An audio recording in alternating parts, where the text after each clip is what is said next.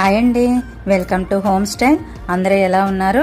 అందరూ బాగుండాలి, అందులో మనం ఉండాలి. ఈరోజు గురు పౌర్ణమి, వ్యాస పౌర్ణమి అని కూడా అంటూ ఉంటారు. వ్యాసుడు పుట్టినరోజండి ఈరోజు. వినాయకుడు తన దంతంతో మహాభారతాన్ని పూర్తి చేయడం కూడా మనం ఆలకిస్తూ ఉంటాం కదా. వ్యాస మహర్షి చెప్పగా వినాయకుడు తన దంతంతో మహాభారతాన్ని పూర్తి చేయడం కూడా మనం ఆలకిస్తూ ఉంటాము.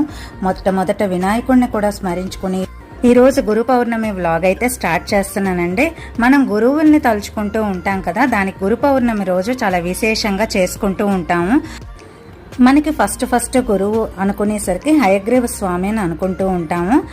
హయగ్రీవ అని తలుచుకుంటూ ఇవాల్టి వ్లాగ్ లో కొన్ని గురువులకు సంబంధించిన విశేషాలతో పాటు అందరికీ టీచర్స్ డే ఎలాగో, తర్వాత మనకి దేవతలకు సంబంధించిన గురువుల్ని తలుచుకునే ఒక రోజు ఉంది అనుకునేసరికి దానికి కృతజ్ఞతగా ఈ రోజు అందరి గురువుల్ని ఇలా తలుచుకుంటూ ఉంటాము.